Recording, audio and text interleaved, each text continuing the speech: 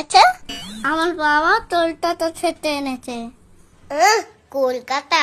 আমার ফিসকিটা কোথা থেকে আনা বলতো? সেই পৃথিবীর বাইরে থেকে এনে দিয়েছে বাবা। পৃথিবীর বাইরে থেকে ফিরছিলে এনেছে বাবা। দেখেছিস, আমারটাই বেশি ভালো। কিন্তু তো আমারটাই বেশি সুন্দর লাগছে। তাহলে এক কাজ করি, চ পাল্টাপাল্টি করে নি। তোমার ভালো বেচছিলে তুমিই লাটো। কিরে, রং খেয়েছিস? কি রং? আবির?